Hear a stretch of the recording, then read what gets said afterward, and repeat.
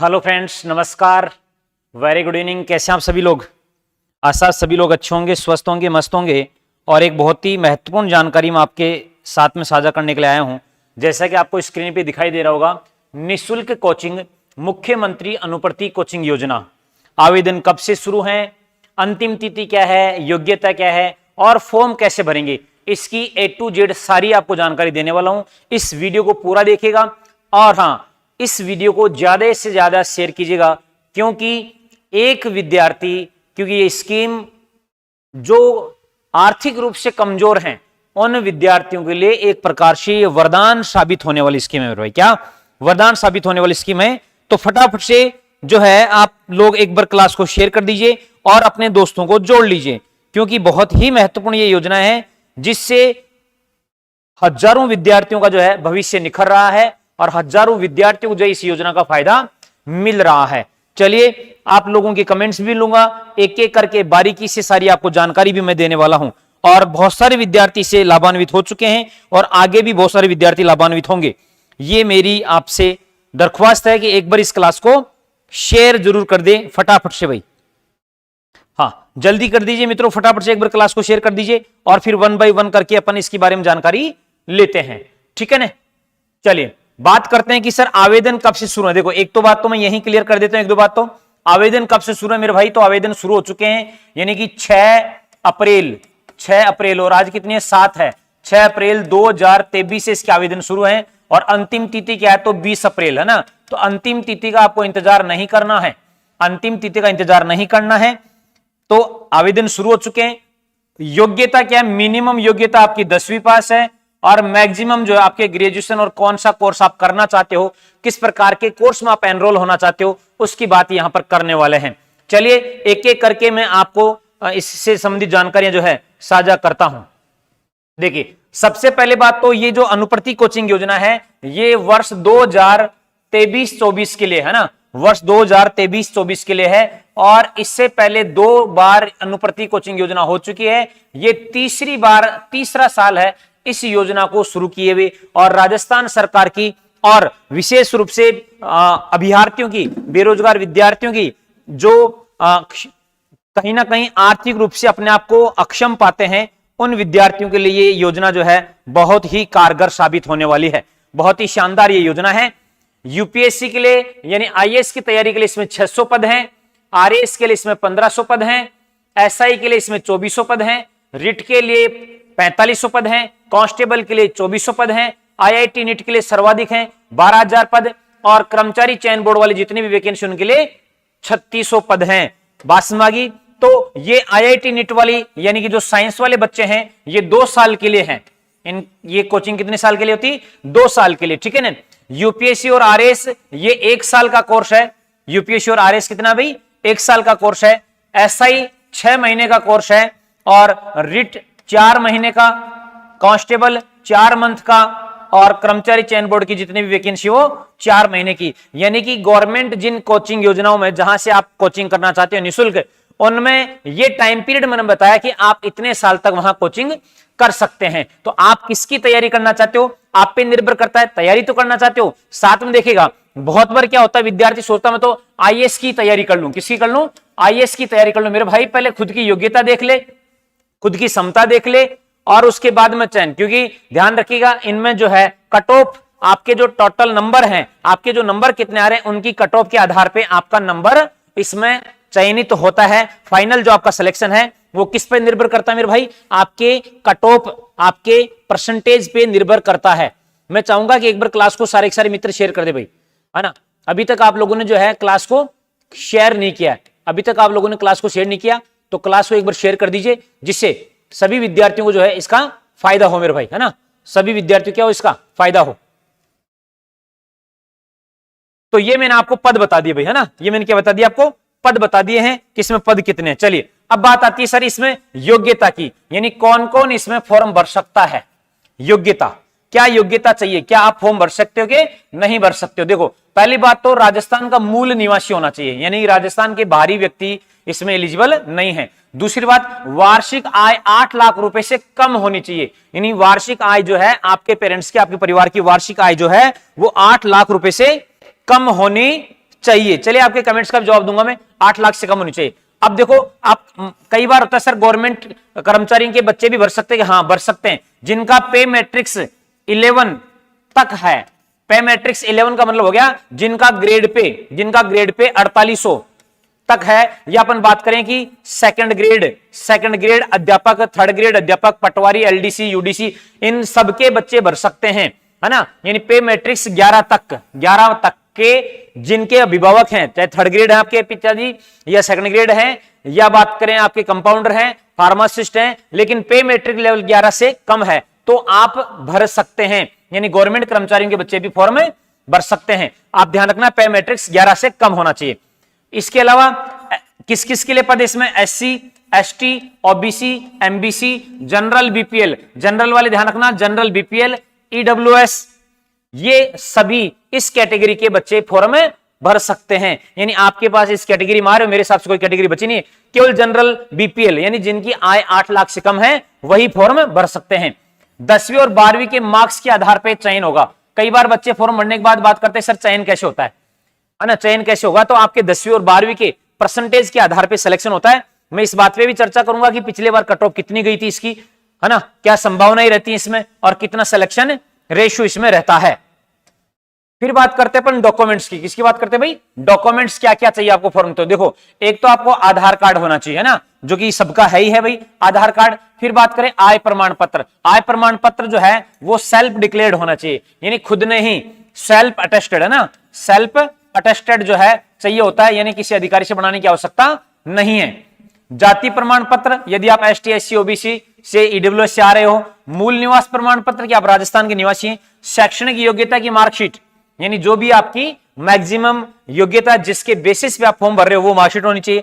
Mobile number, ये mobile number विशेष है, ध्यान रखना, ये मोबाइल नंबर वो होने चाहिए जो आपके आधार कार्ड में अपडेट हैं। इसका कारण क्या भाई, ये बहुत इंपॉर्टेंट है, क्योंकि कई बार नंबर आ जाता है और उनके ये मोबाइल नंबर ऑन होते नहीं है, उनको पता नहीं लगता है। कोचिंग वाले फोन करते रहते हैं, भैया आपका नंबर आया है, आपके पास मैसेज भी आते रहते हैं, लेकिन बहुत सारे बच्चे मोबाइल नंबर के सही नहीं होने के कारण से नंबर आने के बावजूद भी वो कोचिंग का लाभ नहीं मिल पाता है, उनको तो मिलता नहीं है, साथ में दूसरे बच्चों का भी इसमें क्या होता है, नुकसान होता है कि उनकी जगह किसी दूसरे बच्चे का फायदा मिले। और फोटो, पासपोर्ट साइज फोटो, तो ये आपके पास डॉक्यूमेंट होने चाहिए फॉर्म भरने के लिए, है ना।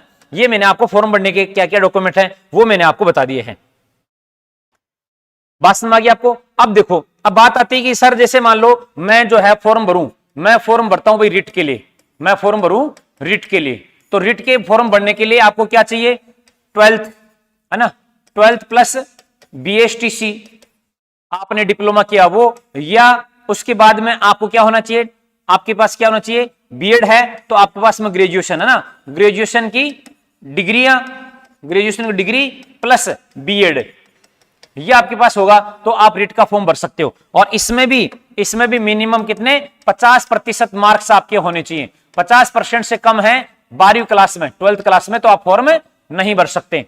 दूसरा अपन बात करें गुरुजी RSMSSB वाला, जिसमें सभी आ गई भर्तियां, जैसे मान लो भाई इसमें LDC भी आ जाती हैं, इसमें अपन बात करें पटवार भी आ जाता है, इसके अंदर जो है यानी जितने भी कर्मचारी चयन बोर्ड एग्जाम करवा रहा है वो सभी इसमें आ रही है ना। तो इसके अंदर जो है आपको वही, यानी कि 12th में कितने होने चाहिए आपके 50% होने चाहिए, साथ में मिनिमम है, ये मिनिमम मैक्सिमम नहीं है, मिनिमम, साथ में आपके RKCL यानी कि RSCIT का कोर्स भी आपको किया होना चाहिए, ये भी आपके पास में होना ही चाहिए, है ना, ये भी आपके पास में होना ही चाहिए। तीसरी बात करूं मैं कांस्टेबल के लिए, है ना, किसके लिए बात करें भाई, कांस्टेबल के लिए। तो कांस्टेबल के लिए जो है आपको कुछ नहीं, आपकी 10वीं की मार्कशीट, यानी कि 10वीं की मार्कशीट के बेसिस पे आप कांस्टेबल का फॉर्म भर सकते हो। तो ये विशेष रूप से उन बच्चों के लिए है जो बच्चे अभी 12वीं का एग्जाम दिया है ना, अभी और उनको लगता है सर हमारा तो अभी तो रिजल्ट ही नहीं आया और हमें तो बस अगली साल ही तैयारी करनी है ना, इसी सेशन में हमारे को तैयारी करनी है। तो आप क्या करें, अपने 10वीं के बेसिस पे आप कांस्टेबल का फॉर्म भर सकते हैं, 10वीं के बेसिस पे आपका कांस्टेबल का फॉर्म भर सकते हैं। फिर चौथी बात करें गुरुजी RSSI के लिए, तो देखो ट्वेल्थ में जो है आपके पास में कम से कम कितने परसेंट होने चाहिए भाई? 60%। कितने होने चाहिए? 60। और अन्य यदि एसटी एससी है तो 50% होने चाहिए, यानी 60% आपके ट्वेल्थ में होने चाहिए, है ना। एसटी एससी है तो 50%। साथ में आपके ग्रेजुएशन है ना, ये भी आपके क्या होना चाहिए? कंप्लीट होना चाहिए। इसके बेसिस पे आप फॉर्म भर सकते हो।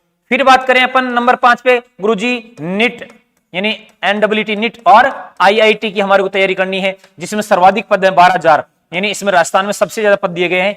और इसके लिए जो है, इसके लिए क्या है कि आपके 11वीं और 12वीं 2 साल आप कर सकते हो तैयारी, या 12वीं के बाद आप 2 साल कर सकते हो ना। 2 साल तक आपको ये कोचिंग निःशुल्क मिलती है इस योजना के तहत। हाँ, इसमें जो है 11वीं 12वीं में आपके साइंस या मैथ यानी बायोलॉजी या क्या होनी चाहिए? मैथमेटिक्स होनी चाहिए। क्लियर बात हो गई यहां तक? बाकी और दूसरे क्लेट है वो अपने है नहीं, तो इसलिए उसकी अपन मैं बात कर नहीं रहा हूं, है ना। तो ये जो महत्वपूर्ण जो है, जैसे अपन ने बात कर ली किसकी? एक तो रिट की बात कर ली। कुछ बच्चे कहेंगे सर सेकंड ग्रेड का, फर्स्ट ग्रेड का, तो ये इसमें ऑप्शन नहीं आते हैं। आप वो कोचिंग वाले पे निर्भर करता है। जैसे मान लीजिए कि आपने रिट के लिए फॉर्म भर दिया और फिर आप कह दे दो गुरुजी मेरे को जो है फर्स्ट ग्रेड की तैयारी करवा दोगे क्या, सेकंड ग्रेड तैयारी करवा सकते हो, तो उनसे आप बात कर सकते हो यदि वो एडजस्ट करते हैं तो। बाकी ये पॉसिबल नहीं है, ये ऑप्शन इसमें नहीं आते हैं। First grade, second grade, college lecturer, इनके कोई पद इसमें ऑप्शन नहीं दिए गए।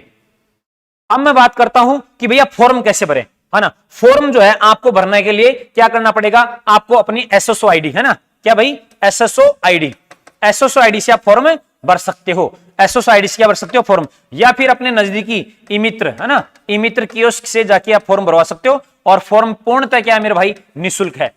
फॉर्म क्या है? पूर्णतः निःशुल्क है। हाँ, अब कंप्यूटर वाला जो मजदूरी कर रहा है वो तो 50-100 रुपए लेगा ही लेगा, है ना, वो तो 50-100 रुपए लेगा। बाकी ये फॉर्म जो है पूर्णतः निःशुल्क आपका भरा जाता है। और यहां पर जैसे आप करते हो तो यहां पर एक मैसेज लिखा हुआ आता है, और वो मैसेज लिखा होता है कि अभ्यर्थी चयनित परीक्षा की कोचिंग हेतु समस्त पात्रता पूर्ण करने पर ही प्रथम चरण में आवेदन करे। यानी ये कह रहा है कि यदि आप जिस भी कोचिंग के लिए आप फॉर्म भरना चाहते हो उसकी पात्रता पूर्ण होनी चाहिए। यदि आप पात्र नहीं हैं तो आपका फॉर्म क्या हो जाएगा? फॉर्म क्या हो जाएगा? रिजेक्ट हो जाएगा, रिजेक्ट। और फिर क्या? आप पुनः फॉर्म नहीं भर सकते, पुनः फॉर्म नहीं भर सकते हैं यदि आपने जानबूझ के गलती की तो। साथ में इस बार एक और ऑप्शन दिया जो पिछले बार नहीं था, इसका कि योजना में एक बार चयन होने पर पुनः अन्य परीक्षा कोचिंग का लाभ नहीं होगा। और फिर दिया गया कि विद्यार्थी द्वारा गत सत्र में चयन नहीं होने की स्थिति में पुनः आवेदन करने हेतु पूर्व में निर्मित एसएसओ आईडी से ही प्रोफाइल लिस्ट में एडिट करके वापस से फॉर्म अपडेट कर सकता है। यानी जिन बच्चों का पिछले बार नंबर नहीं आया था, जो पिछले बार परसेंटेज के कारण से किसी कारण से रह गए और उनको लगता है इस बार हम फिर से अप्लाई कर दें। देखो, इससे पिछले बार तो क्या किया था कि उनको एडिट का ऑप्शन ही नहीं दिया था, लेकिन इस बार जो इनका एडिट का ऑप्शन दे दिया है कि भैया आप फिर से अप्लाई कर सकते हो जो आपका फॉर्म भरा गया है। मेडिकल इंजीनियर और कोचिंग हेतु कक्षा 11-12 का विज्ञान साइंस होना अनिवार्य है, इसमें ये है ना। और सीए के लिए क्या है भाई? कॉमर्स विषय 11वीं में होना आवश्यक है। ये जैसे ही आप खोलोगे एसएसओ आईडी, यहां पर पहली सूचना आपको ये दिखाई पड़ेगी। फिर देखो, आपको जैसे ही राजस्थान सिंगल है ना एसएसओ आईडी खोलोगे तो ये आपको एक ऑप्शन दिखाई देगा। कौन सा मेरे भाई? एसएमएस, है ना। ये वो जो समाज कल्याण का है, इस पे आप क्लिक करेंगे और जैसे इस पे क्लिक करेंगे तो क्लिक करते ही आपके पास में इस प्रकार से बहुत सारे ऑप्शन आएंगे। इसमें यहां पर एक ऑप्शन आता है सीएम अनुप्रति। क्या आता है? सीएम अनुप्रति और अंबेडकर डीबीटी वाउचर योजना। इस पे आपको क्या करना है? क्लिक करोगे। और इस पे जैसे ही आप क्लिक करोगे, इस पे क्लिक करते ही फिर आपके पास में ऑप्शन आएगा इस प्रकार से कि अनुप्रति कोचिंग योजना स्कीम और स्टूडेंट। यहां पर एक इंस्टीट्यूट लॉगिन भी आता है ना, इंस्टीट्यूट, लेकिन उनके लिए जिनकी कोचिंग इंस्टीट्यूट इसमें रजिस्टर्ड है, जैसे दक्ष स्टडी सेंटर इसमें रजिस्टर है। तो मैं यदि ओपन करूंगा तो मैं इससे क्या करूंगा? यहां पर इंस्टीट्यूट लॉगिन करूंगा, नहीं कि स्टूडेंट। तो आपको क्या करना है? यहां पर स्टूडेंट लॉगिन करना है, प्रोसीड कर देना है। और प्रोसीड कर देने के बाद में फिर आपके पास में इस प्रकार से SJESMS ये खुलेगा। और ये खुलने के बाद में आपको कहां पर क्लिक करना है? Dashboard applicant profile. देखो, आपने यदि प्रोफाइल पहले नहीं बनाई हुई है तो पहले आप प्रोफाइल को अपडेट करेंगे, फिर अप्लाई स्कीम, इस पे जाके आप अपने जो भी आप फॉर्म भरना चाहते हो उसके लिए क्या करेंगे? अप्लाई करेंगे, अप्लाई करवाएंगे, ठीक है, या करेंगे। और उसके बाद में जो है आप अपना पूरा फॉर्म भर दिया, और पूरा फॉर्म भरने के बाद में आप अपने कोचिंग का नाम सेलेक्ट कर सकते हो। जैसे यहां पर दक्ष स्टडी सेंटर उदयपुर यहां पर नाम आ रहा है, ठीक है ना। ये मैंने आपको पूरी जानकारी शॉर्ट के अंदर दे दी है इसके बारे में, ठीक है ना, शॉर्ट के अंदर इसकी पूरी जानकारी दे दी है। अब सबसे महत्वपूर्ण जो जानकारी है वो मैं आपको दे देता हूं। देखो, अनुप्रति कोचिंग योजना, अनुप्रति कोचिंग योजना, कोचिंग योजना, इसमें क्या है? इसमें स्टूडेंट को यानी विद्यार्थी को फ्री कोचिंग मिलती है। क्या मिलती है? फ्री कोचिंग मिलती है, फ्री कोचिंग। और इस फ्री कोचिंग में अपने उदयपुर संभाग में इसमें दो प्रकार के इंस्टीट्यूट है, एक रेपुटेड इंस्टीट्यूट है और एक नॉन रेपुटेड इंस्टीट्यूट है। अपना जो दक्ष स्टडी सेंटर है इसमें रेपुटेड में आता है। किसमें आता है? रेपुटेड, है ना, यानी कि मानक संस्थान एक प्रकार से, यानी गवर्नमेंट द्वारा मानक संस्थान है। मानक संस्थान वो होते हैं जहां से पहले पिछले 5 सालों में किसी भी भर्ती परीक्षा में टॉप 10 के अंदर कोई विद्यार्थी रहे हैं तो वो मानक संस्थान माने जाते हैं, ठीक है ना। तो उसी के बेसिस पे ये मैं आपको बता रहा हूं। तो अपना जो संस्थान है आप जब भी भरो तो दक्ष स्टडी सेंटर आप कीजिएगा, ठीक है ना ये। और इससे आप उदयपुर और सलूंबर, आप उदयपुर में भी इससे ऑफलाइन कोचिंग ले सकते हो और आप इसमें सलूंबर में भी आप क्या ले सकते हो? ऑफलाइन कोचिंग ले सकते हो, ठीक है, ऑफलाइन कोचिंग ले सकते हो। अपने इंस्टीट्यूट में रिट की है, RSMM SSB की है, कांस्टेबल की है ना। ये भर्ती परीक्षाएं जो है अपने यहां पर दी गई हैं। और हां, SI और RS के लिए अपन ने अप्लाई किया हुआ है, और ये भी क्यों 2-4 दिन की छुट्टियां चल रही हैं अभी कंटिन्यूअसली। जैसे ही अपडेट हो जाएगा अपने इंस्टीट्यूट को तब मैं इसके लिए भी आपको बोल दूंगा। आप धमाधम इसके लिए फॉर्म भरे, और इसके फॉर्म भर दे। आपको लग रहा है कि सर मेरे को तो RS करनी है, SI करनी है, आप तो ये फॉर्म भर दे, मैं आपको इसमें ये भी तैयारी करवा दूंगा, ठीक है ना। ये आपकी मेरी जिम्मेदारी रही। बात समझ आ गई आपको सबको? अब आपके कमेंट लिख लेता हूं।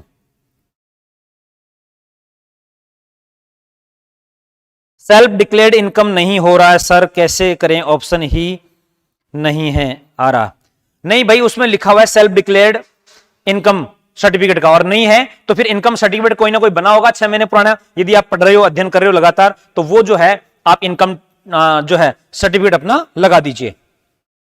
और क्लास को शेयर नहीं किया यार, ये इतनी महत्वपूर्ण योजना है, विशेष रूप से अपने जनजातीय क्षेत्र के विद्यार्थियों के लिए तो वरदान है ना। जनजातीय क्षेत्र डूंगरपुर, बांसवाड़ा, उदयपुर, चित्तौड़गढ़, है ना, पाली, राजसमंद, इसके आसपास के जो बच्चे हैं उनके लिए तो बहुत बेहतरीन है भाई। उदयपुर जिनके नजदीक पड़ेगा उदयपुर अध्ययन कर लेंगे, जिनके सलूंबर नजदीक पड़ेगा वो सलूंबर अध्ययन कर लेंगे, और फैकल्टी में किसी प्रकार की समस्या आपको मिलने वाली है नहीं।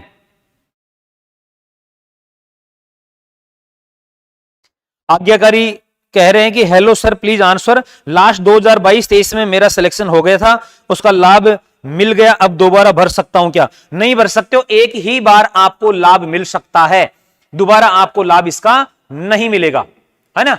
और फिर वो है कि क्योंकि जैसे भाई रिट की है तो रिट का जो टाइम पीरियड है वो कितना है? 4 माह है ना। ऐसे ही आपके कांस्टेबल का टाइम पीरियड कितना है? 4 माह। फिर वो कोचिंग वाले पे निर्भर करता है कि आपको कितने महीने पढ़ाता है, कितने महीने नहीं पढ़ाता है। हमारे जो विद्यार्थी हैं अनुप्रति के, है ना, अनुप्रति के, अब कोई पढ़ने ही नहीं आए वो तो बात अलग है। बाकी हम विद्यार्थियों को 4 महीने नहीं, 6 महीने नहीं, हम तो पूरे साल भर विद्यार्थियों को पढ़ाते हैं कि भैया आपको सरकार पेमेंट हमारे को करेगी, आप पढ़िए, आप अपने भविष्य का निर्माण कीजिए। हम केवल ये 4 महीने के पीछे ही जो कॉर्पोरेट बड़े बड़े ऑफिसेज हैं उन्हीं के दम पे हम नहीं चलते। हम तो चाहते हैं कि बेहतर से बेहतर काम आपके लिए करें और आपको बेहतर से बेहतर परिणाम दें। सर IIT JEE के लिए हूं, IIT JEE के लिए तो एक ही बार आपने फॉर्म भरा, वही 2 साल के लिए होता है मेरे भाई, वही 2 साल के लिए वैलिड है। एक बार आपका नंबर आ गया तो कोचिंग संस्थान जहां पर आपका नंबर है उनसे बात कीजिए, वो 2 साल के लिए वैलिड है, 1 साल का कोर्स नहीं है। IIT JEE वाला 2 वर्ष का है, IIT JEE वाला 2 वर्ष का है।